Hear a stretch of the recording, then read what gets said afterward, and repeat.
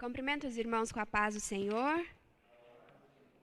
Mais uma vez, nós estamos aqui em paz, alegria, com saúde, reunidos no melhor lugar da terra para fazer talvez uma das melhores coisas que Deus tenha reservado para que nós fizéssemos, que é estudar a palavra do nosso Senhor e possibilitarmos através dessa palavra um crescimento, mas não um crescimento por nós mesmos, um crescimento que vem do Senhor, porque o Senhor nos ama e é desejo do Senhor que nós cresçamos em sua presença. E nós também aprenderemos hoje essa lição no que nós estudaremos naquilo que nos foi designado como estudo para a manhã de hoje. Então, na manhã de hoje, como já foi adiantado, aqui também através dos louvores, o irmão Miguel também já comentou, o Senhor deseja que nós trabalhemos para Ele e que nós tenhamos frutos produzidos na presença do Senhor. E para nos ensinar essas lições tão preciosas, o comentarista, ele decidiu trazer para nós a lição da parábola da figueira estéril. E é sobre essa parábola que nós vamos meditar um pouquinho agora nos próximos minutos, nessa 1h30 que nós temos reservadas justamente para isso. Então, o título da lição de hoje é o seguinte: as lições de uma figueira infrutífera. Então, nós iremos aprender sobre uma figueira infrutífera, como ela é vista pelo Senhor, se ela é bem vista ou se ela é mal vista, e a partir daí, nós poderemos tomar uma decisão consciente, se nós queremos nos parecer com uma figueira infrutífera e termos também o fim que foi dado a essa figueira, ou se nós queremos nos dispor a trabalhar para o Senhor e produzir na sua casa, sendo, portanto, uma figueira frutífera. Então, na introdução, o comentarista traz para nós: a figueira simbolizava a nação de Israel, Jeremias 8:13, Oséias 9:10, 16, Lucas 13, 6, 9. Assim como a árvore que possuía folhas, mas não frutos, Israel tinha uma vida religiosa, mas não possuía experiência prática de fé que resultasse num viver piedoso. Então, a introdução, além de introduzir o objeto de estudo nosso dessa manhã, ela também já é uma espécie de resumo. Aqui já resume bem o que nós iremos tratar nos tópicos 1, tópico 2 e tópico 3. Então, como os irmãos puderam ver comigo aqui da introdução, a lição de hoje talvez ela seja um pouquinho diferente das outras lições que nós temos estudado até aqui. Ela é uma lição assim, de pai para filho, mas aqui é aquele pai amoroso, mas é aquele pai amoroso que também corrige os seus filhos. Então, em alguns momentos, essa lição pode até nos parecer um pouco dura, mas nós veremos que grande proveito o Senhor tem para nós através da lição que Ele colocou no coração do comentarista para que passasse à igreja do Senhor. Porque nós bem sabemos que nada que nós aprendemos na casa do Senhor é em vão. Em tudo Deus tem um propósito, em tudo Deus tem um porquê para nos ensinar. Então, se Deus nos permitiu chegar até aqui, nos deu graça, nos deu saúde, para que nós ouvíssemos aquilo que Ele tem para nos ensinar, com certeza há algo especial da parte do Senhor para o coração de cada um de nós. E esse presente nos será dado através da meditação desses 3 tópicos. Então, aqui nós já podemos ver de início que nós aprenderemos a vida da igreja, a vida de Israel principalmente, comparada com a figueira. A nação de Israel, ela é estudada na Bíblia e ela é comparada de várias formas. Deus chama Israel de filho e Deus também compara Israel com uma figueira. Só que essa comparação ela é feita da seguinte forma: assim como Israel, a árvore possuía folhas, mas não frutos. E nós veremos que há uma diferença muito grande entre ter folhas e entre produzir frutos. Então, nós veremos também que essa lição, ela, além de nos servir como advertência, ela é um chamado especial que Deus tem para nós. Afinal de contas, nós não fomos criados à toa, sem um motivo especial. Deus nos criou com um propósito especial. Nós recebemos da parte do Senhor um grande presente que nós chamamos de vida. Mas esse presente, ele tem que ser usado por nós, usufruído por nós, com uma certa responsabilidade. Então, nós temos responsabilidade com o nosso próximo, assim como nós temos responsabilidade com o nosso Senhor, com aquele que nos deu a vida e com aquele que sustenta a nossa vida. E essa responsabilidade com Deus e com o próximo, ela também pode ser analisada a partir do ponto de nós produzirmos ou não frutos para o Senhor. E os nossos frutos, eles precisam ser frutos dignos de arrependimento e também frutos que sejam capazes de alimentar a multidão que está aí fora, tão faminta, tão sedenta, tão vazia de esperança. E se nós, enquanto igreja, enquanto cristãos, enquanto servos do Deus vivo, nós somos os dispenseiros, somos aqueles que têm acesso ao alimento e que cuida da distribuição desse alimento. Então, assim nós devemos nos comportar, uma vez sendo igreja, uma vez sendo servos de Deus. Então, aqui, o Senhor vai nos chamar a atenção para o perigo da religiosidade. Não que a religião em si seja algo ruim. Não, até o próprio significado da palavra religião significa religar. Quando Cristo nos religou ao nosso Pai, ao nosso Deus Criador. Então, qual que é o problema que o comentarista vai nos chamar a atenção? Quando a religião, ela passa a ser uma religião simplesmente formal, uma religião vazia, cheia, que não tem amor, que não tem compaixão, que fica só ligada a aspectos formais, que só liga à aparência. Mas quando você vai analisar, falta alguma coisa. E faltava alguma coisa a Israel. Tanto que na nossa introdução, nós vemos que Israel tinha uma vida religiosa. Eles cumpriam tudo aquilo que havia sido designado, havia sido ensinado no Antigo Testamento, no livro de Levítico. Eles cumpriam rigorosamente o que lhes havia sido ensinado. Mas faltava alguma coisa.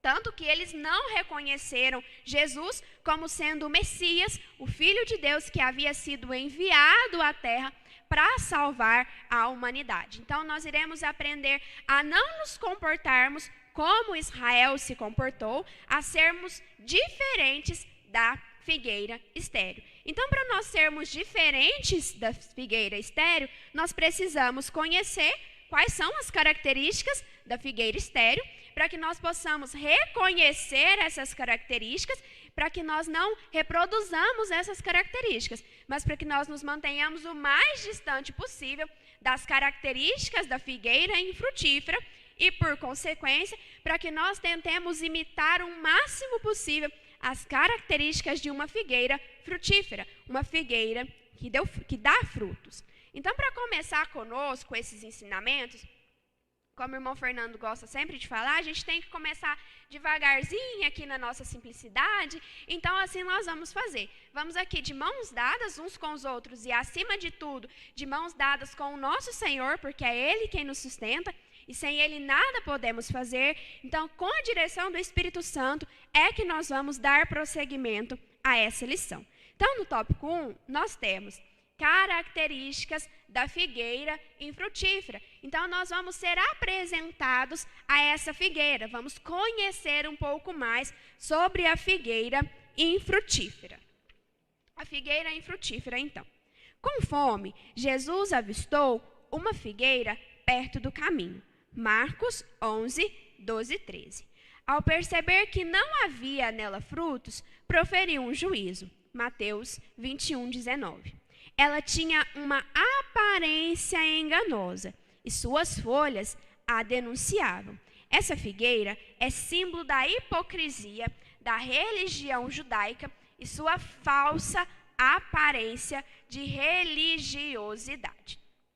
Então, aqui, na introdução do tópico 1, nós temos algumas informações que são interessantes e que talvez nós precisemos nos atentar a elas. Então, o comentarista fala para nós e conta uma história a partir de uma parábola de Jesus na Bíblia Sagrada.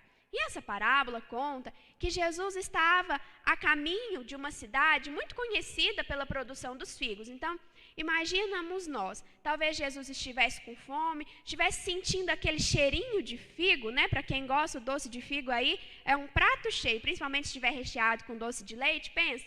Então assim estava Jesus, ele estava com fome, sentindo o cheirinho de figos, mas nós veremos que Jesus ele vai se aproximar da figueira, mas ele vai se decepcionar. Ele não vai encontrar na figueira aquilo que ele esperava encontrar. E aí disso vão decorrer algumas consequências. E nós veremos quais são essas consequências. Então, uma figueira sem frutos, ela é comparada à hipocrisia da religião judaica e sua falsa aparência de santidade. Então aqui tem uma palavra forte, né? Às vezes uma palavra que a gente usa e às vezes a gente nem para pensar no significado dessa palavra. Então aqui eu sublinhei a palavra hipocrisia, porque é tão comum às vezes, se torna banal nós utilizarmos essa palavra, mas aí eu pensei, o que é hipocrisia? Hipocrisia, ela vem do grego e ela significa a arte de encenar em palco,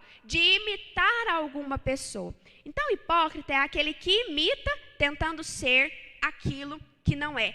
Ele tem características de engano, de falsidade. Sabe quando, por exemplo, a gente compra um produto de marca importado? Aparentemente, se você olhar de longe assim, ele até se parece com um produto original. Mas o que acontece? Na essência, ele não tem as mesmas características. Então, ele não tem a mesma qualidade, ele não tem a mesma resistência, ele não tem a mesma durabilidade. Então, se eu compro, por exemplo, um couro falso, o que vai acontecer? Ele não vai suportar o calor do fogo, porque ele imita um couro, mas na verdade ele não é um couro. Se eu comprar, por exemplo, algum outro qualquer outro bem de consumo, ele não vai ter a mesma resistência. Então, um sapato, por exemplo, ele vai durar menos. Se ele molhar numa chuva, ele vai descolar. Tudo isso porque é uma hipocrisia, é um fingimento. Ele está tentando ser aquilo que ele não é. E na igreja de Israel, na religião judaica, infelizmente, Jesus encontrou algo parecido. Embora os sacerdotes vestissem aquelas roupas bonitas, fizessem todos os rituais, celebrassem todas as festas, parecia que eles estavam agradando ao Senhor, quando, na verdade, o coração deles não estava no Senhor Jesus Cristo. O coração deles não estava na essência de todos aqueles sacrifícios que haviam sido ensinados por Deus.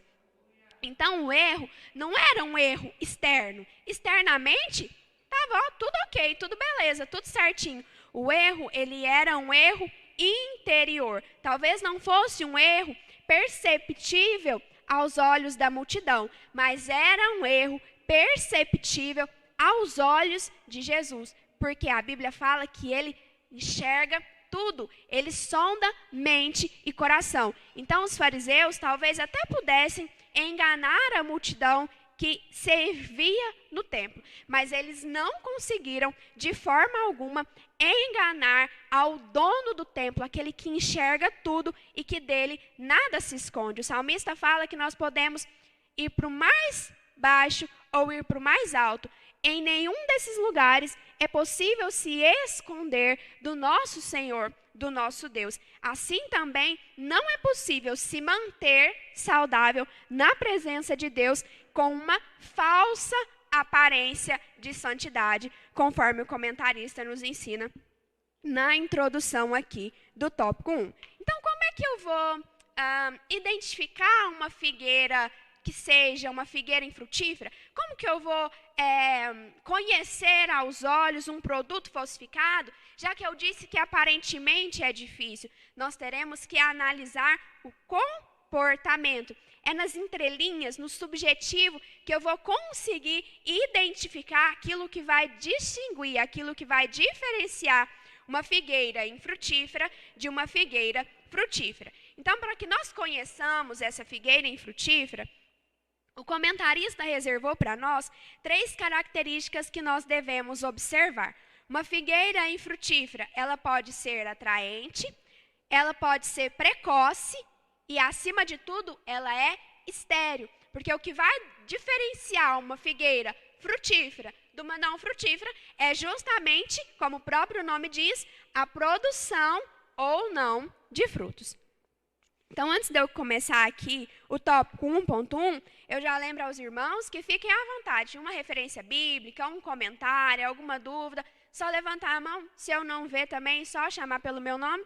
E aí a gente vai conduzindo e indo, seguindo cada um dos subtópicos que o comentarista nos reservou.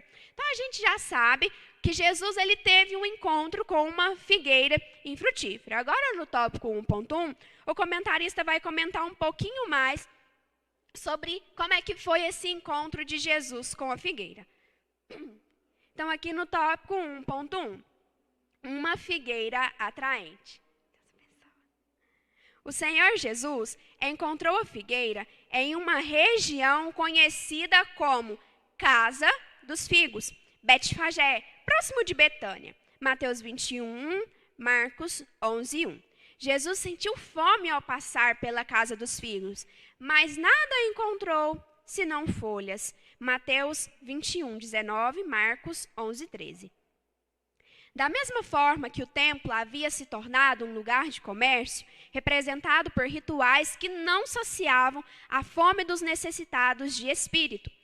Essa figueira atraía os famintos, mas não saciava a fome. Ainda hoje, existem pessoas que possuem aparentemente uma vida espiritual deslumbrante, mas são infrutíferas. Então, como eu disse para os irmãos, tem hora que vai apertar um pouquinho, mas a gente vai ver que é por amor. Porque se nós somos comparados a uma árvore, a uma figueira, a gente vai ver que para que a árvore se mantenha bonita, frondosa, o que o jardineiro precisa fazer? Precisa ir lá, né, com carinho, cortando os galhos, para que ela fique com aquela aparência, né, quem gosta quadradinha, redondinha, mas para que ela se destaque, sabe, das outras árvores. Se eu tiver várias árvores e podar uma só, de longe o seu olho já vai logo para aquela árvore cortada, para aquela árvore podada, porque ela vai ter mais saúde, mais beleza, e é isso que o Senhor pretende fazer conosco hoje, para que nós saiamos daqui com uma aparência, não só aparência, mas com uma vida mais saudável, e para que nós tenhamos condições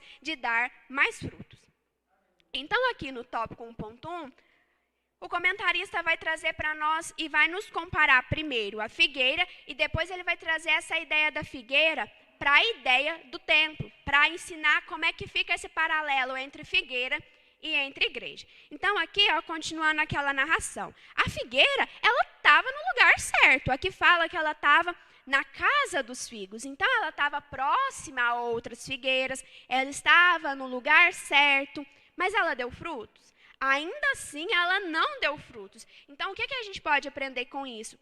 Que mesmo que nós estivermos no lugar certo, não basta estar no lugar certo. Nós precisamos estar no lugar certo, mas com o nosso coração aberto da maneira correta, para que o Espírito Santo consiga fazer em nós a obra necessária para a produção de frutos. Porque nenhum de nós sozinhos consegue produzir nenhum frutinho, por mais pequenininho que seja. Nós precisamos do auxílio, do socorro bem presente do nosso Senhor, para que nós podemos dar frutos. Então, aqui fala que Jesus sentiu fome ao passar pela casa de figos, mas nada encontrou senão folhas. Então, pensem só a decepção. Aquela figueira, ela tinha produzido expectativas, mas tinha gerado decepções. Então, Jesus foi, talvez, pensando, nossa, que maravilha, né? Estou com fome, vi uma figueira, pronto, vou saciar a minha fome, vou sair daqui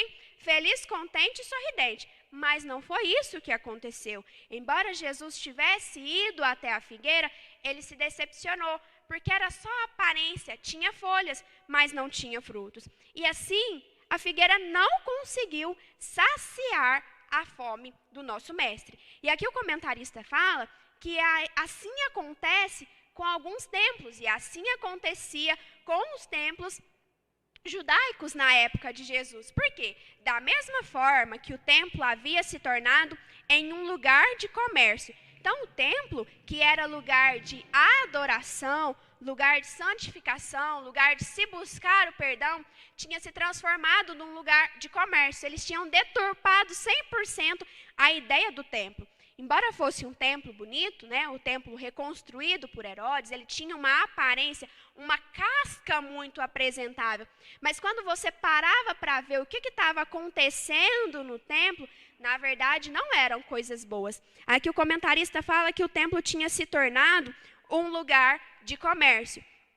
Embora em Levítico, por exemplo, fale que o pai de família ele tinha que prover o cordeiro, estava o sacerdote vendendo o cordeiro para sacrifício. Então, eles estavam esquecendo do significado, do verdadeiro significado do sacrifício. Não era só matar o cordeiro, tinha que matar o cordeiro com o significado do sangue, para já anunciar o sacrifício do Cordeiro de Deus, que sem pecado salvaria a humanidade. E eles também estavam fazendo comércio. Tinha cambistas na porta da igreja, cambista mesmo, de casa de câmbio, de troca de moeda, porque no templo só aceitava moeda judaica. E às vezes eles chegavam lá com moeda romana e a moeda romana não era aceitável. Então o que eles faziam? Trocavam a moeda romana, até anotei o nome, ó. A moeda romana era o denário e a moeda judaica era o shekel. Então eles faziam um intercâmbio, né? O câmbio, na verdade, trocava a moeda romana para a moeda judaica. Então, eu imagino, né? Fico imaginando. Estava aparecendo assim umas barraquinhas no templo, sabe? Um trocava moeda, outro vendia cordeiro. Então, estava uma coisa bagunçada, desorganizada. Não estava com cara, com jeito, com aparência, com essência de templo. Eles estavam esquecendo de tudo que o templo significava, de como a presença do Senhor se fazia presente no templo, e o templo tinha sido banalizado. Mas isso foi extremamente desagradável aos olhos de Jesus, porque nenhum daqueles rituais saciavam a fome dos necessitados. Então, assim como aqueles se aproximavam da figueira para saciar a sua fome, os que vêm até o templo, vinham na época e continuam vindo hoje, as pessoas elas vêm à igreja, principalmente aquelas que ainda não são convertidas, elas vêm com um propósito, elas enxergam as nossas vidas como um testemunho e vêm atrás desse pão que sacia a fome. Imagina, a pessoa vem cheia de expectativa, cheia de apetite para encontrar no templo a palavra que vai saciar a sua fome, chega no templo, essa palavra não sacia, é uma palavra rasa que não fala do verdadeiro pão da vida. Então, assim como a figueira decepcionou, e Jesus ele não voltou na figueira, ao contrário, ele lançou sobre ela uma maldição e disse que ela não mais produziria frutos. Então, se a pessoa vir ao templo e não encontrar um alimento saudável para saciar a sua fome, pode ser que aconteça assim como aconteceu com Jesus e a figueira. Jesus ele não retornou à figueira para ver se ela daria frutos. Então pode ser que as pessoas não retornem ao templo para ver se em uma nova oportunidade consigam saciar a sua fome. E aí o comentarista finaliza conosco aqui o tópico 1.1 falando: ainda hoje existem pessoas que possuem aparentemente uma vida espiritual deslumbrante, mas são infrutíferas. Então, o que ele está falando aqui para nós é sinal de alerta, é sinal de cuidado para que nós venhamos a nos preocupar não só com a aparência, mas que nós tenhamos uma preocupação com a essência, com aquilo que nós guardamos no coração. Porque, como eu disse para os irmãos, é uma crítica à religião judaica da época de Jesus. E como eu comentei também, eles faziam tudo certinho. Fazia as festas dos pão asmos, dos tabernáculos, o sacerdote vestia aquela roupa bonita, colocava as 12 pedras assim das 12 tribos de Israel, usava, agora eu esqueci o nome daquele... aquele que eles usavam na cabeça, os irmãos me perdoem, esqueci o nome agora. Mas eles seguiam exatamente tudo, o templo era muito bonito, as paredes, os sacerdotes se vestindo, o sacrifício aparentemente realizado da forma correta. Mas o que faltava? Faltava o amor, faltava a fé, faltava a compaixão. Parece que os sacerdotes, eles não gostavam de gente, não se preocupavam com gente, eles desprezavam as viúvas, tanto é que eles criticavam Jesus por ele cuidar dos pobres, cuidar das viúvas, cuidar dos órfãos, andar com pecadores. Então, peraí, para que servia então tudo aquilo? Eles haviam se esquecido do verdadeiro significado e com isso eles estavam cegos, já não enxergavam mais o que tinha na frente. Tanto é que não reconheceram o Messias e não conseguiam colocar o seu coração na necessidade do próximo. Eles eram egoístas, colocavam o próprio coração só nos interesses e até mesmo, às vezes, interesses financeiros, vendendo sacrifício, porque eles não tinham no seu coração assentado a verdade que o Senhor quer que nós tenhamos guardada no nosso interior. Então, aquela figueira, ela era uma figueira atraente. Eu fico pensando, né? Uma figueira, ela estava ali junto com as outras árvores. Então, a produção de frutos das outras árvores dava aquele aroma gostoso no ambiente. Ela tinha, talvez, folhas muito verdes. Era uma árvore frondosa, mas era aquilo, né? Nem tudo que parece é. E por que que ela era assim? Qual que era o defeito? O que estava acontecendo com essa figueira? E aqui a gente encontra uma possível explicação no tópico 1.2. Aí no tópico 1.2 nós temos que essa figueira, além de atraente, ela era precoce, ela era prematura, ela estava fora do tempo. Então, vamos lá ver o que é que nós temos aqui no tópico 1.2. Quando uma figueira está totalmente enfolhada, esperamos achar nela figos, porque a figueira produz os frutos antes das folhas. Nessa história bíblica, a árvore produziu folhas sem dar fruto. Marcos 11:13. Era uma anomalia da natureza e não um resultado sadio do crescimento correto. Infelizmente, nos nossos dias, muitas pessoas procedem da mesma forma, queimando as etapas da vida cristã. São pessoas que não aprendem o básico e não criam alicerces. Mateus 7, 26 e 27. O resultado é um crescimento precoce e catastrófico. Então, aqui fala, e aqui os irmãos podem sempre observar comigo. Ó, primeiro ele fala da figueira, e lá no último parágrafo, ele traz para a igreja. Já que a gente aprendeu para a figueira, vamos usar esse aprendizado para a igreja, que é o que realmente nos interessa. Então, ele trabalha aqui justamente no mesmo, mais ou menos na mesma linha que a parábola traz. Ele conta a história da figueira, aí a gente entende, a gente parece que se conecta com a figueira, às vezes a gente consegue até fechando os olhos, imaginar aquela figueira, as folhas, os frutos, aí fica mais fácil dele chegar de mansinho e nos ensinar o que realmente ele quer nos ensinar.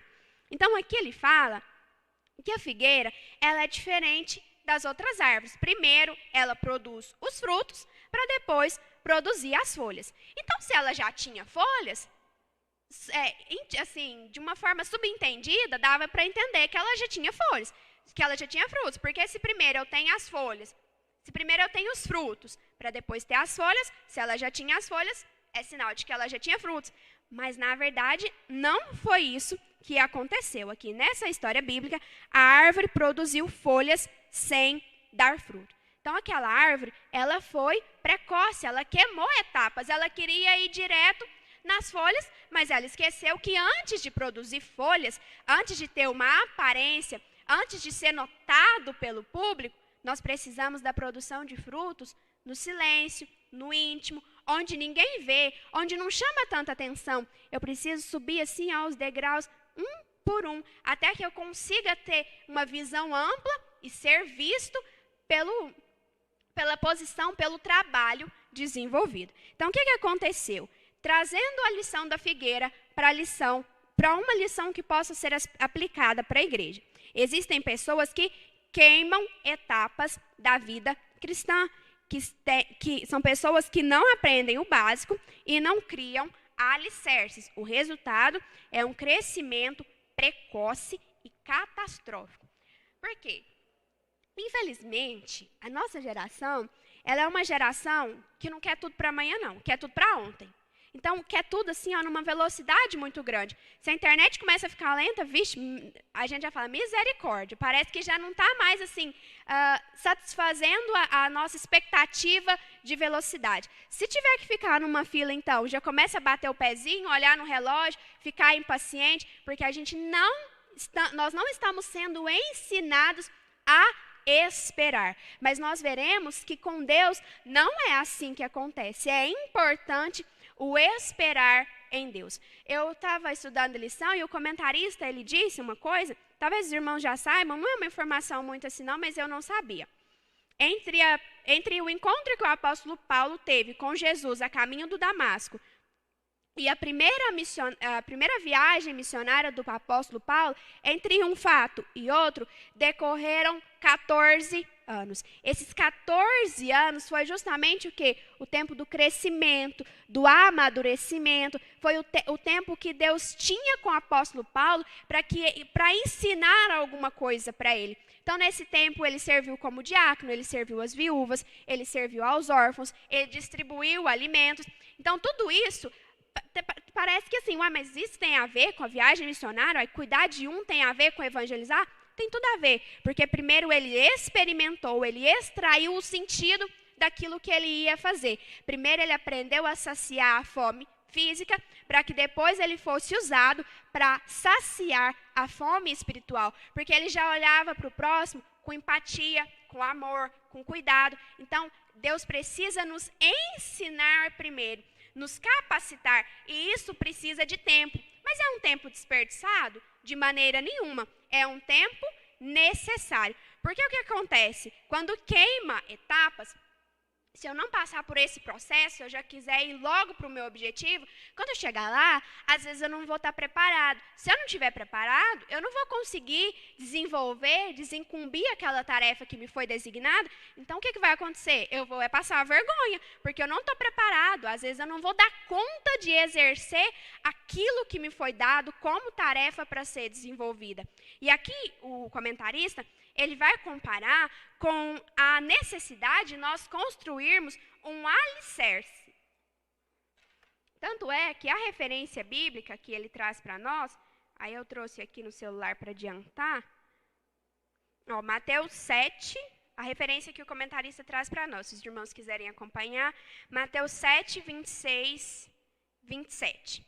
E aquele que ouve estas minhas palavras e não as cumpre, compará-lo-ei ao homem insensato, que edificou a sua casa sobre a areia. E desceu a chuva, e correram rios, e assopraram ventos, e combateram aquela casa, e caiu, e foi grande a sua queda. Então, aqui a importância do alicerce. Até porque, quanto mais alto se pretende subir, quanto maior o projeto que Deus tem para a sua vida, talvez maior vai ser o tempo de preparo exigido. Quando a gente vai fazer uma casa, o papai é pedreiro, então eu sei. Quando a gente vai fazer uma casa só de um andar, tá ali o irmão Gideon também, que é construtor, né, irmão Gideon? Quando a casa é uma casa pequenininha, de um andar só, o alicerce, às vezes, ele não precisa ser tão grande. Mas se for um prédio, aí eu já tenho que fazer um alicerce maior. E se for um prédio maior ainda, então eu tenho que fazer, acho que é sapata que chama, aqueles quadrados, encher de concreto, encher de viga. Então, às vezes, você passa naquela construção na rua da sua casa, passa uma semana, 2 semanas, você olha e fala assim, mas esses pedreiros não estão fazendo nada, porque eu não estou vendo a construção subir. Mas é por aquele tempo investido no alicerce, que depois, quando as paredes começarem a ser construídas, é que elas não vão ser derrubadas. Porque já pensou, não, mas eu quero que meu prédio fique pronto em 2 meses, eu não estou nem com alicerce. Aí o pedreiro vai fazer. O prédio aparentemente vai ficar bonito, assim você vai olhar, os pisos, a cerâmica, vai estar tudo ok. Mas o que vai acontecer? Na primeira chuva, no primeiro vento, o prédio cai. Então, dinheiro desperdiçado, mão de obra desperdiçada. E já pensou se cai e machuca alguém? Ainda vai ter que pagar a indenização. Olha só o prejuízo porque não quis investir no alicerce. Então, assim também é a nossa construção de vida com Deus. Deus precisa de um tempo para construir o nosso alicerce, para que nós tenhamos mais sustentabilidade e para que nós tenhamos também mais capacidade quando nós chegarmos no momento e para que quando nós chegarmos realmente aonde Deus quer que nós estejamos. Imagina só, por exemplo, se José já tivesse sido vendido e se ele tivesse ido direto ao posto de governador, será que ele teria toda a sabedoria que ele teve? Ele precisou primeiro trabalhar com poucos recursos na casa de Potifar, para que depois ele tivesse a sabedoria para administrar grandes recursos, porque ele precisou administrar todo o Egito. Então, primeiro eu começo aqui, até que Deus consiga me moldar e para que eu consiga, de fato, exercer o meu propósito. Então, nós vimos que o alicerce da construção é a ferragem, é a areia, é o cimento. E qual é o nosso alicerce da vida cristã? O nosso alicerce é Cristo, é a sua palavra, é a sua oração. É isso que a gente vai colocando antes de começar a efetivamente colocar os tijolos para que a nossa construção se desenvolva de uma maneira saudável. Então, assim como a figueira queimou etapas, não deu certo. A construção, se eu queimar etapas, não dá certo. E na vida do cristão também é assim. É claro que Deus tem um tempo especial e separado para uns e para outros. Existem chamados que são a curto prazo, existem chamados que já são para um prazo maior. Então, nós precisamos aprender a esperar no Senhor e a esperar o tempo do Senhor para não acontecer com a gente o que aconteceu com a figueira. A figueira, ela decepcionou. O resultado é um crescimento precoce e catastrófico. Então, é uma das lições que o comentarista tem para nos passar. E qual que é o resultado de uma figueira atraente, precoce? E o que mais identifica ela é que ela é estéril, ela não produz frutos. Então, vamos aprender agora sobre a figueira estéril, o que ela tem que faz a diferença e faz com que ela não seja agradável e que sobre ela venha o juízo. Após verificar a ausência de frutos, Jesus pronunciou uma sentença contra a figueira: nunca mais nasça fruto de ti. Mateus 21, 19b. Apesar de parecer viva, pois tinha folhas, a figueira estava estéril, uma vez que não produzia frutos. A esterilidade da figueira predisse a sua destruição. Essa árvore não dava fruto e nunca mais daria fruto. É um sinal de advertência para todos nós. Não podemos ser estéreis, devemos produzir frutos dignos de arrependimento. Mateus 3, 8. Então, aqui, o comentarista vai finalizar para a gente a história que ele começou lá no tópico 1.1. Então, lá estava Jesus andando pelo caminho, viu a figueira, achou que ia encontrar frutos, não encontrando frutos, o que Jesus fez? Ele pronunciou uma sentença sobre a vida daquela figueira. Ele disse que ela não mais produziria frutos. Então, a esterilidade da figueira predisse a sua ruína, ou seja, ela veio à ruína justamente por não ter dado frutos. E às vezes isso acontece para nós, então é sinal de advertência. Mas a advertência é só assim, ó, toma cuidado, presta atenção, mas também não é aquele sinal tipo assim de medo, de pavor. É só um sinal para a gente assim prestar mais atenção, tomar mais cuidado. Mas assim é bem de mansinho, com muito carinho que o comentarista está trazendo isso para nós. Então a gente tem que ficar assim, desesperado. Ai, meu Deus, eu não estou dando fruto, então Jesus vai lançar essa sentença sobre mim, eu não vou dar mais fruto. Ai, meu Deus, vou sair daqui com medo, coração acelerado. Não é bem assim. O que a gente tem que fazer? Jesus, ele ainda está nos dando a oportunidade. Claro, claro.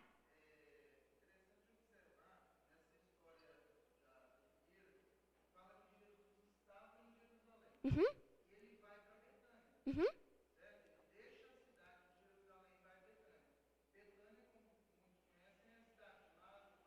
aham,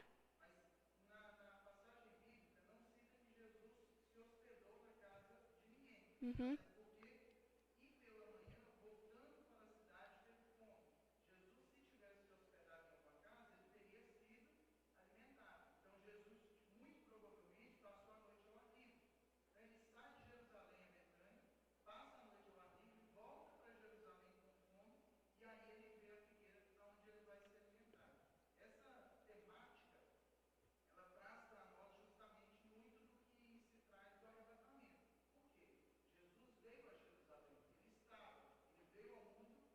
uhum,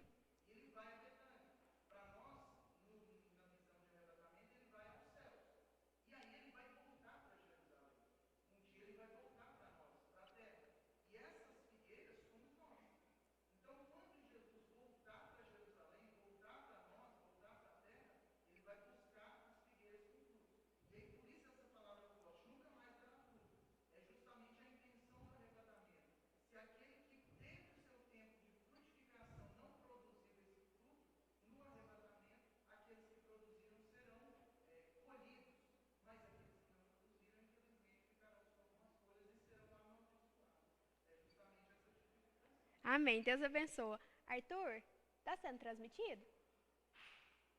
Está sendo transmitido?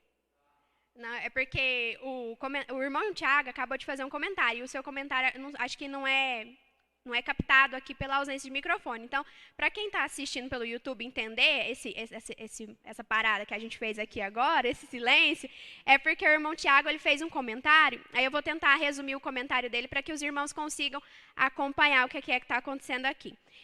Eu falei aqui que Jesus ele tinha dado uma sentença, que a figueira não mais produziria frutos. Aí aqui o nosso irmão fez para nós um comparativo com o que vai acontecer no arrebatamento, que Jesus ele nos dá oportunidades de produzir frutos, mas chegará o momento em que ele vai requerer esses frutos de nós. E quando isso acontecer, é justamente no arrebatamento. Aqueles que produziram frutos serão recompensados pela produção dos seus frutos, mas chegará um dia em que não haverá mais oportunidade. Então, quando Jesus vier buscar a sua igreja, quando Jesus vier arrebatar a sua igreja, é como se fosse a nossa última chance. Quem produziu os seus frutos será recompensado. E aqueles que não produziram os seus frutos, que não obedeceram a Jesus e os seus mandamentos, eles ouvirão de Jesus algo parecido do que Jesus disse à figueira: nunca mais produzirá frutos. Então, só para que os irmãos consigam entender mais ou menos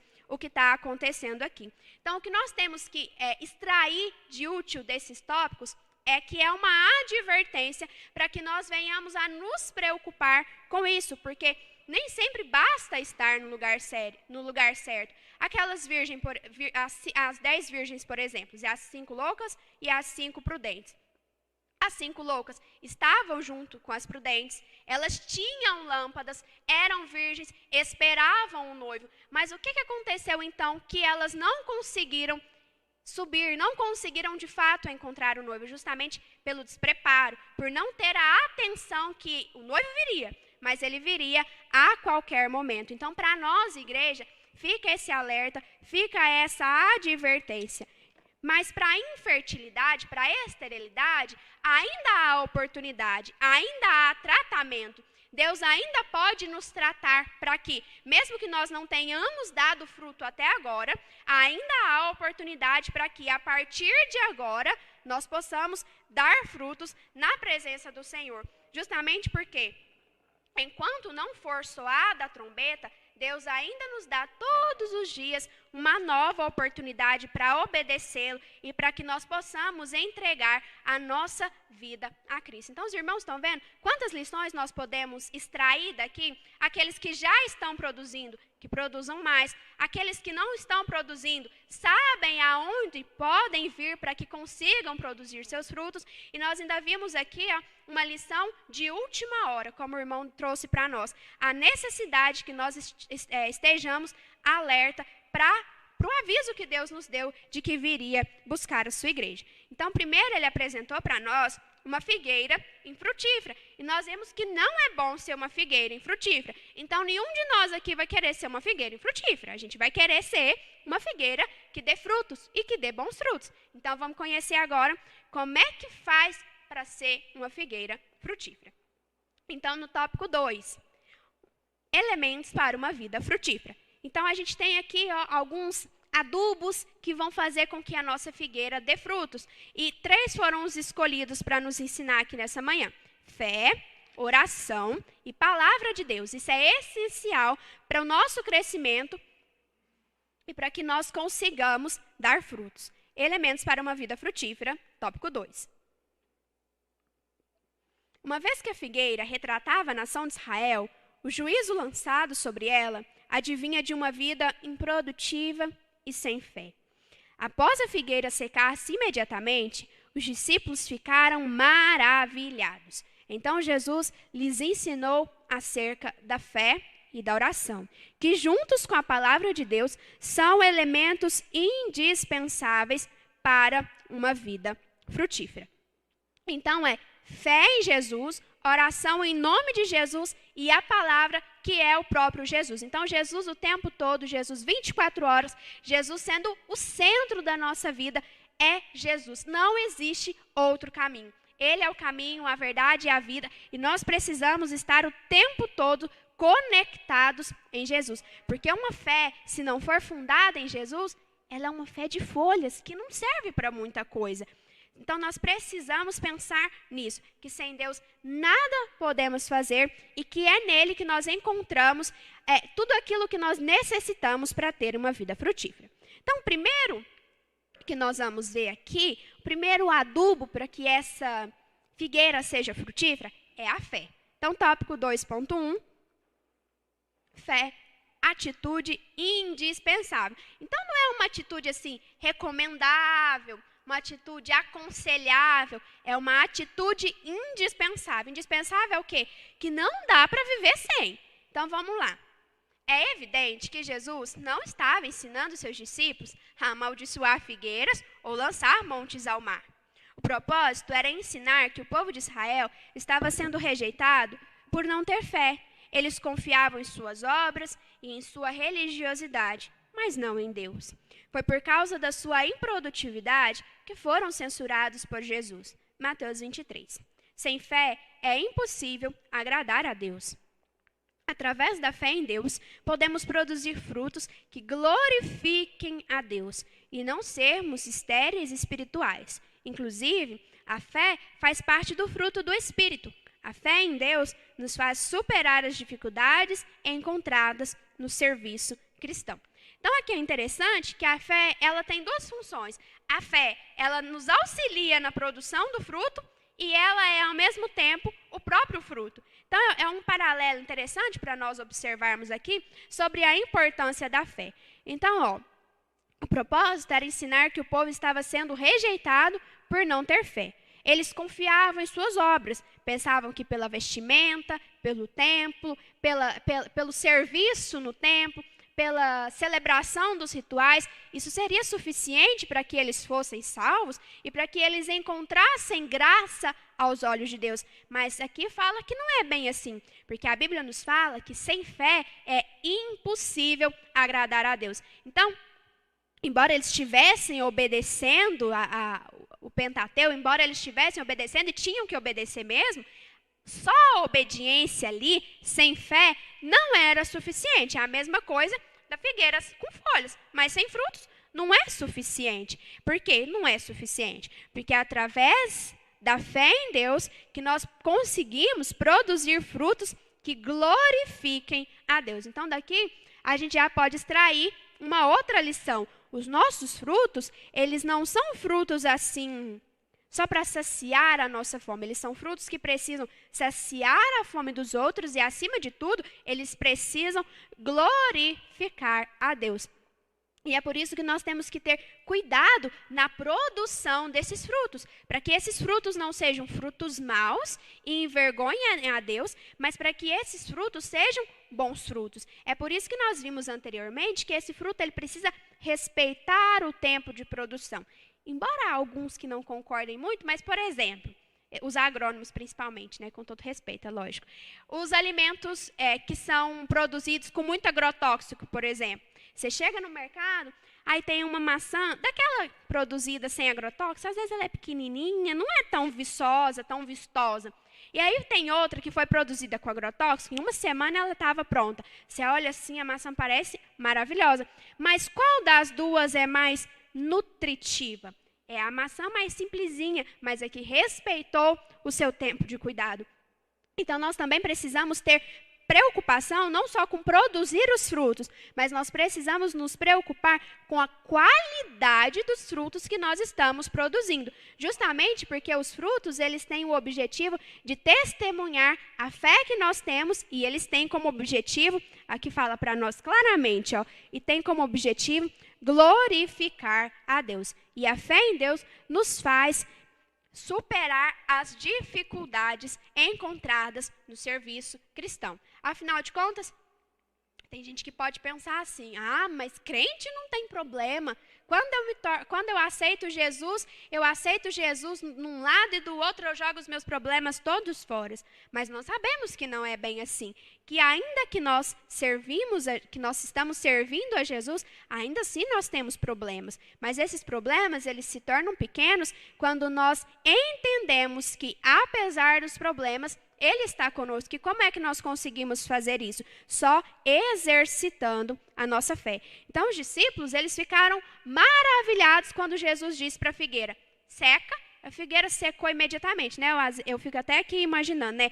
As folhas secaram, o caule veio até a raiz, morreu tudo, porque falou que ela não ia dar mais frutos. Então, para ela não dar mais frutos, eu pressuponho que tenha secado até a raiz. Então, foi uma cena, talvez, assim, chocante de se ver. Mas o que Jesus disse? Ó, pera, o foco não é a figueira secando. O foco é a fé desenvolvida a partir daí. Então, Jesus ainda usa até aqui, né? Uma hipérbole aqui para ensinar para os discípulos que nada é impossível para aquele que coloca a sua fé em ação. Então, Jesus ainda diz aos discípulos, numa linguagem bastante ilustrativa, se vocês falarem para o monte sair daqui e precipitar-se ao mar, ele vai fazer isso, porque a fé que opera em vós fará com que isso aconteça. Então, essa é a importância da fé, uma atitude indispensável. Mas não basta a gente regar e colocar fé na nossa figueira para que ela seja uma figueira produtiva. Tem mais uma coisinha que é importante colocar no pé dessa figueira para que ela produza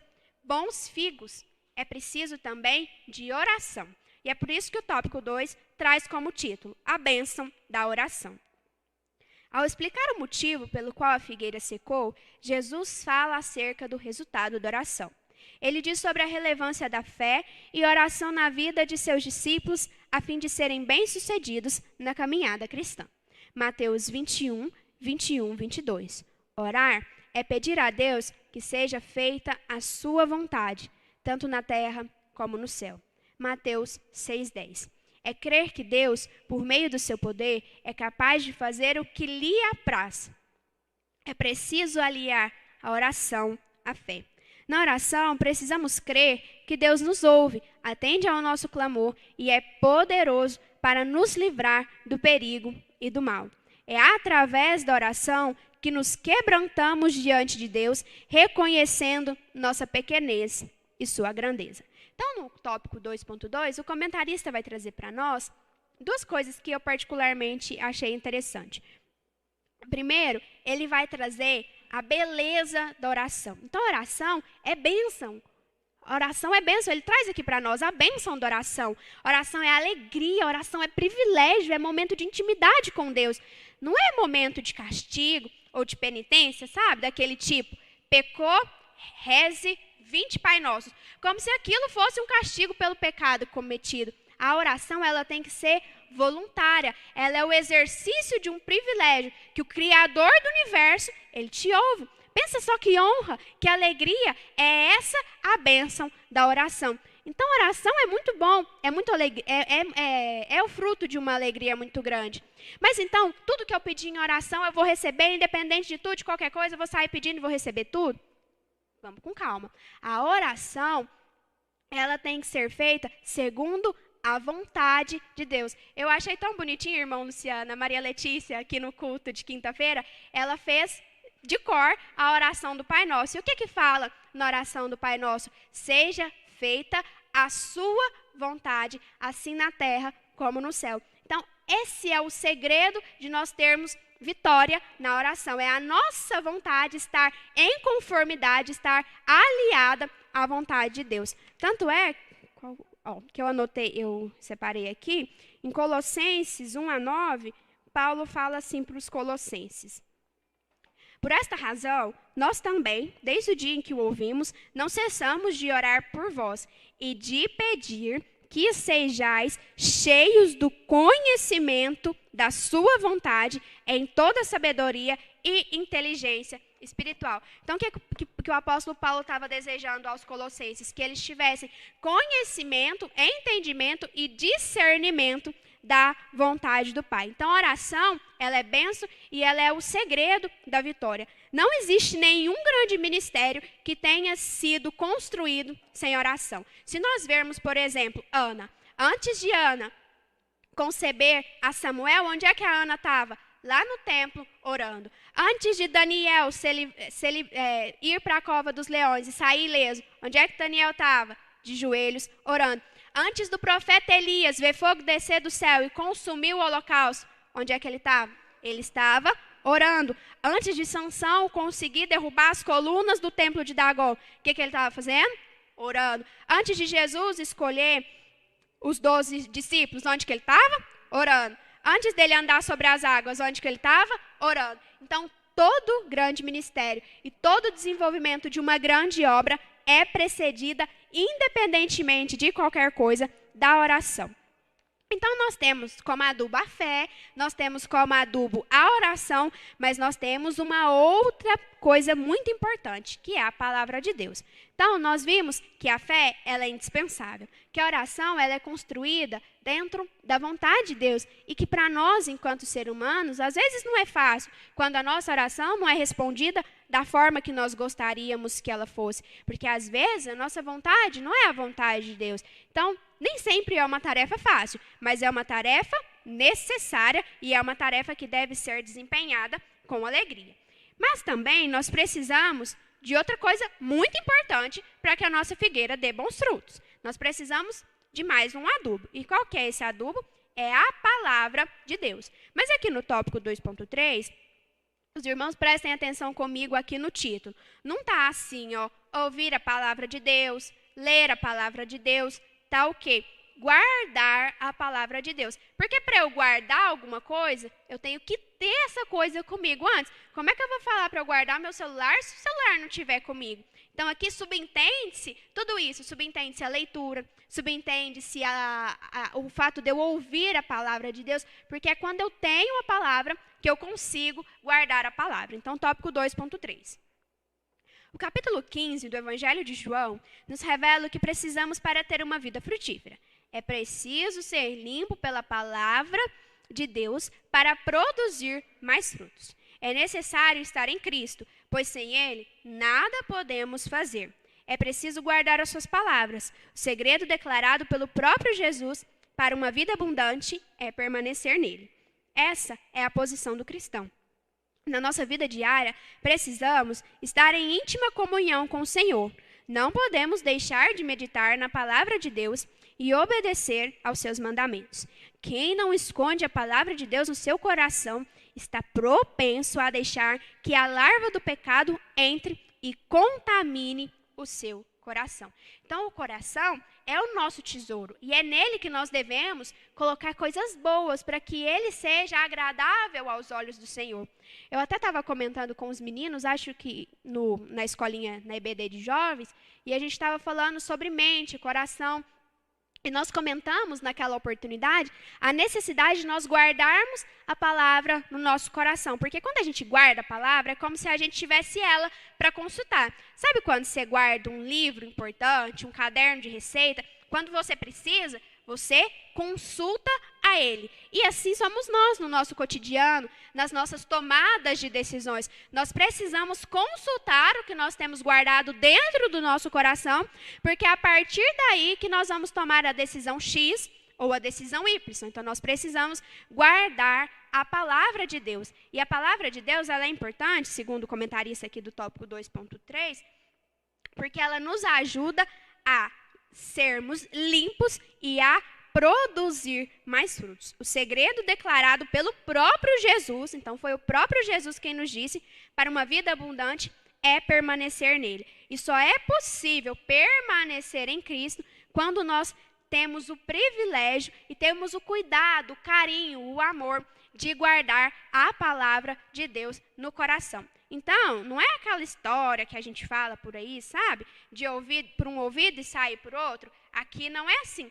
É ouvir por um ouvido e guardar no coração. A necessidade de nós praticarmos aquilo que nós estamos guardando. E Mateus fala que só os limpos de coração verão a Deus. Então, a necessidade, a real necessidade e importância de nós guardarmos a palavra de Deus. Tem até um hino, acho que é da Cassiane, salvo engano, que eu acho muito bonito, que fala: a tua palavra escondi, guardada no meu coração, para eu não pecar contra ti, Jesus. A tua palavra escondi. Então, depois ela fala outras coisas, né? Ela fala dos dons preciosos, as vestes santas, mas a primeira coisa, ela começa o hino falando de guardar a palavra de Deus, justamente para trazer essa ordem certinha, que tudo começa guardando a palavra de Deus. Mas aí nós temos que observar que a fé, a oração e a palavra de Deus, elas caminham juntas. Quanto mais fé eu tenho, mais eu leio a palavra de Deus. Quanto mais eu leio a palavra de Deus, mais fé eu tenho. Quanto mais fé eu tenho, mais eu oro. Quanto mais eu oro, mais fé eu tenho. Quanto mais fé eu tenho, mais eu oro. Então, esses três, a fé, a bênção da oração e a palavra de Deus, elas vão caminhando, entrelaçadas, as três juntas. Uma vai puxando a outra, que puxa a outra, e assim o cristão vai tendo um crescimento saudável na presença de Deus. Então, aqui nós vimos como é que é uma figueira frutífera, como é que é uma figueira infrutífera. Nós vimos também que sobre a figueira infrutífera repousa uma maldição, que é a maldição de não produzir mais frutos. Mas nós também sabemos que sobre a vida de uma figueira frutífera repousa uma bênção, que é a bênção de estar limpo pela palavra, de ser agradável ao Senhor, de ter a possibilidade de vê-lo e ainda a possibilidade de continuar dando mais frutos ainda na presença do Senhor. Porque nós vimos que haverá um momento em que Deus requererá de nós os frutos produzidos. E esse tempo, ele será um tempo imediato. Nem sempre vai dar tempo de nós estarmos ou não preparados. Então, não tem tempo. Às vezes, nós precisamos estar imediatamente preparados, porque assim será a vinda do Filho do Homem. Agora, nós aprendemos assim, na teoria, aliada à prática, né, como é que é uma figueira, como é que é outra. E agora o comentarista vai trazer para nós, no tópico 3, o fechamento dos outros dois e vai realmente nos ensinar o que ele quis que nós aprendêssemos com essas duas figueiras. Então, na lição 3, nós vamos aprender lições práticas acerca da figueira. A passagem bíblica da figueira infrutífera ressalta a importância de darmos frutos e que a ausência deles nos traz reprovação. Por isso, devemos estar preparados, sempre produzindo, porque o Senhor, a qualquer instante, poderá requerê-los. Então, agora a gente vai pôr na prática, aí, além da teoria, e nós vamos ver aqui que o Senhor, a qualquer instante, poderá requerê-los. É engraçado, ontem, a hora que eu estava estudando essa lição, eu fui pegar um foninho de ouvido. E o foninho de ouvido estava tão embaraçado, aí eu fiquei meditando, falei assim, às vezes assim é a nossa vida, né? Às vezes está tão embaraçada, tão torta. E, gente, como que demora para desembaraçar um fone de ouvido? Eu fiquei até nervosa, fiquei assim, gente, mas não desembaraça. E eu fiquei pensando, e se eu precisasse do fone de ouvido para agora? Ia dar tempo de eu desembaraçar o fone de ouvido? Não ia dar tempo. Eu pensei, em tudo Deus tem alguma coisa para nos ensinar, né? Eu estava aprendendo isso aqui, eu falei assim, gente, a nossa vida pode ser comparada até a um foninho de ouvido. Tem hora que não dá tempo de desembaraçar tudo aquilo, sabe? Os problemas que vão se emaranhando. A gente precisa estar com a nossa vida alinhadinha para que nós consigamos estar prontos no momento certo, no momento necessário. Então, essa é uma das lições que nós precisamos tirar aqui do tópico 3. Então, uma importante advertência. O povo de Israel havia sido escolhido por Deus para receber e transmitir a sua verdade em meio a um mundo pecador e idólatra. No entanto, abdicou dessa missão e se entregou ao orgulho espiritual e ao formalismo religioso. Os israelitas possuíam abundantes folhagens, mas carecia do fruto da fé e do amor. Isso provocou o edito final do Senhor: nunca mais nasça fruto de ti. Essa importante advertência também serve para nós, Igreja do Senhor, pois fala de conduta cristã, isto é, de não aparentar ser por fora o que não se é por dentro. Assim como a figueira deveria produzir frutos, da mesma forma nós também devemos. Produzir frutos não é opcional para aquele que serve a Deus. João 15:8. Então, uma importante advertência. Israel tinha sido escolhido para receber e transmitir a verdade de Deus. Então, Israel, entre todas as nações, foi a nação escolhida para desenvolver esse trabalho tão lindo, tão maravilhoso. Mas Israel, nessa época, desprezou a bênção do Senhor. Embora eles tivessem recebido esse privilégio, eles não quiseram. Abdicaram dessa missão e se entregaram ao orgulho espiritual e ao formalismo religioso. Aí aqui a gente pode lembrar, né, da oração do fariseu e do publicano. O fariseu, todo pomposo, deve que estava até falando palavra difícil, né, com a voz grossa, todo lá, se achando, agradecendo a Deus por não ser pecador como os outros e tudo mais. E o publicano, cheio de humildade, reconhecendo a sua pequenez, na sua oração tão simples. E qual das orações é que foi recebida? Nós sabemos que foi a oração do publicano, justamente porque o fariseu, ele havia feito isso aqui, ó, do tópico 3.1. Ele havia se entregado ao orgulho espiritual e ao formalismo religioso. Ele estava simplesmente achando que era melhor que todo mundo, achando que era melhor que o publicano e que as suas obras seriam suficientes para a sua salvação, quando nós aprendemos que não é bem assim que funciona. Tópico 3.2. Folhas ou frutos? Interessante notar que, quando pecou, Adão foi até a figueira para procurar folhas, a fim de esconder sua nudez. No entanto, Cristo, o último Adão, procurou frutos na figueira. Ele nos escolheu e nos nomeou para ir e produzir frutos. Sua preocupação não é com belos templos ou cultos bem organizados. Ele não ficará impressionado com a nossa música ou com a relevância social que alcançamos. Jesus não quer encontrar em nós folhas, mas espera que sejamos frutíferos. Caso isso não aconteça, seremos reprovados assim como essa figueira. Então, folhas ou frutos? Entre produzir folhas e produzir frutos, é melhor que nós produzamos frutos e que nós produzamos bons frutos. E aqui fala, sua preocupação não é com belos templos, cultos organizados, com a qualidade da música, com a posição social que alcançamos. É claro que para Deus, tudo tem que ser sempre o melhor. Nós precisamos oferecer o melhor para quem sempre nos oferece o melhor. Mas não é com isso que Jesus se preocupa. Tanto é que, às vezes, pode acontecer da presença de Deus ser mais visível em um simples templo, pequenininho, lá do bairro, aquele assim, bem simplesinho, e às vezes num grande templo, cheio com milhões de pessoas, pregadores eloquentes. Talvez tenha tudo isso, mas não tenha o mais importante, que é o poder e a presença do Espírito Santo. Então fica para nós mais essa advertência, como uma das outras muitas que o comentarista trouxe para nós. E para encerrar o tópico 3, o comentarista traz para nós algo que indiretamente nós já tenhamos observado ao longo dos 3 tópicos, tópico 1, tópico 2 e tópico 3. A necessidade da constante vigilância. Precisamos estar preparados. Não sabemos o dia nem a hora em que Cristo virá.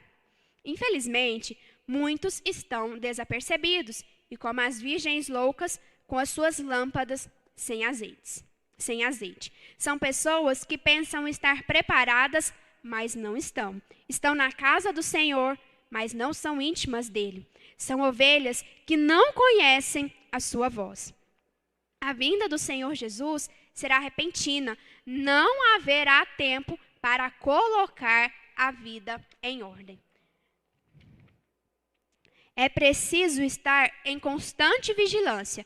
Folhas sem frutos retratam uma aparência mentirosa, uma falsa piedade, uma liturgia estéril.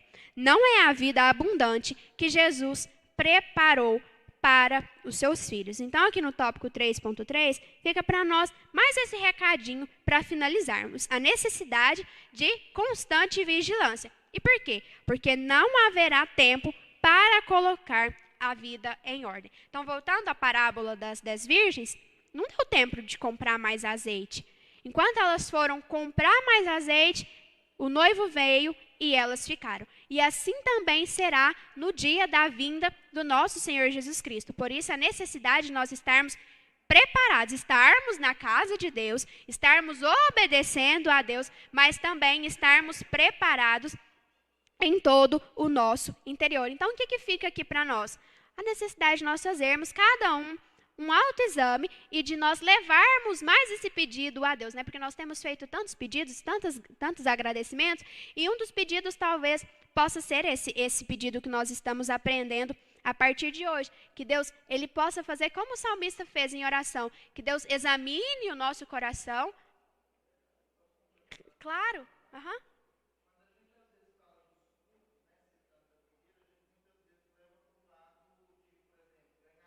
Aham.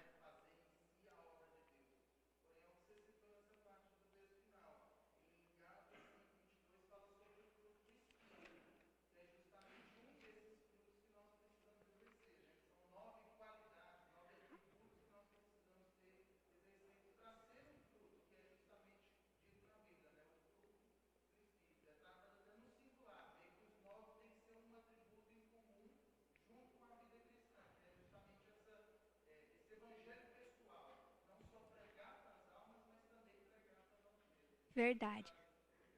Obrigada mais uma vez. Ó, o nosso irmão trouxe mais uma informação e agora ouvindo ele, né, talvez tenha sido um erro meu. Eu falei o tempo todo de produzir frutos, mas não falei o que eram esses frutos que deveriam ser produzidos. Agradeço ao irmão e peço perdão por não ter falado isso antes, mas ó, estava anotado aqui, eu que esqueci de falar. Eu até anotei aqui, Gálatas 5:22, né? Afinal de contas, quais são esses frutos que eu fiquei falando esse tempo todo, né? Os frutos do Espírito são amor, gozo, paz, longanimidade, benignidade, bondade, fé, mansidão e temperança, que é a questão do evangelismo pessoal. Então, não é só ganhar almas, mas é também se comportar de acordo, em consonância com a palavra do Senhor, para que nós sejamos diferentes dos fariseus e não tenhamos uma vida hipócrita, uma vida falsa, uma vida de aparência.